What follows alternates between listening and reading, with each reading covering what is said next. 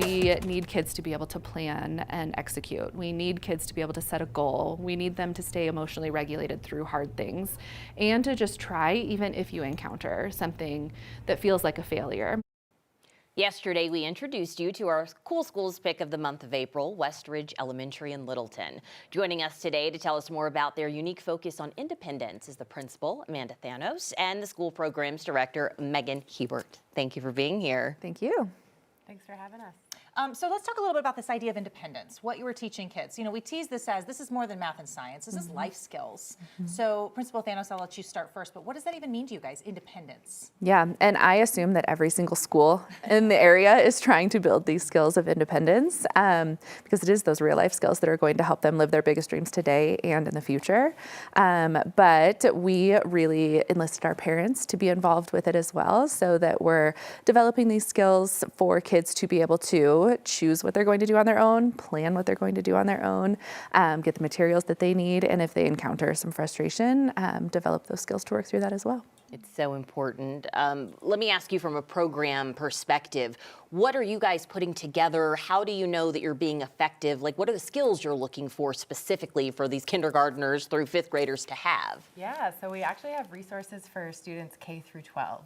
And so it looks different for every single child, every single family, and we know that independence and resilience, it can't just be taught in a classroom. I know this myself, having been a teacher as well. It has to be learned through real world experiences.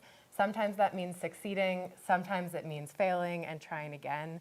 And it is so important for kids to have those experiences. And in today's world, they're having less and less of those.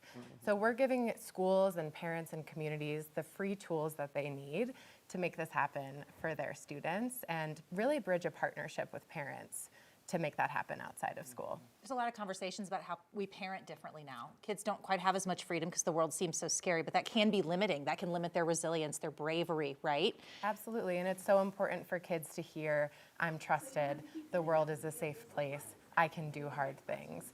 And even through trying one small shift and parents recognizing the capabilities of their kids, it has a whole ripple effect that just keeps on going. And so that's why we implement this on a monthly cycle in schools, so that time and time again, kids are trying new things. It's so important because every day when my kindergartner comes home, I'm like, what did you learn today? And she doesn't want to talk about what she learned. She wants to talk about what happened on the playground and what happened at lunchtime and recess. But it is those relationships that stick with them. Like, that's all she cares about. Absolutely, and there's such valuable learning that happens on the playground and at recess.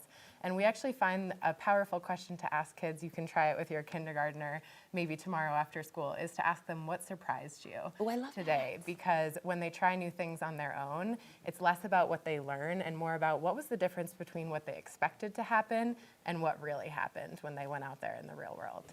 Do you have an example? I just love like an anecdote of okay, we let a kid try this thing and maybe they did or didn't succeed, but that wasn't the point, right? Like, what's an example of like a challenge these kids might face at that young age? Yeah, the ripple effect has been amazing to see because once they work through the challenges, everybody builds this confidence. Parents and kids build this confidence to let them keep going.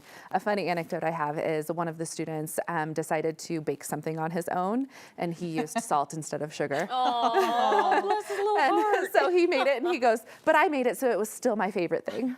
Still amazing. Yeah. You guys are really on to something. Congratulations for being the cool school of this month of April and just all the work you're doing year-round throughout the school year. You're doing something really great. And I learned something too. Tomorrow the question is, what surprised you today? Yeah. Absolutely, and if I can just throw a plug in there Please. for every parent, teacher, community member out there, go to www.lecro.org. We have a wealth of resources that are free for all of you. Come check us out and find a tool to build that independence today. Okay, some good advice for parents. Thank you, ladies, for coming in today.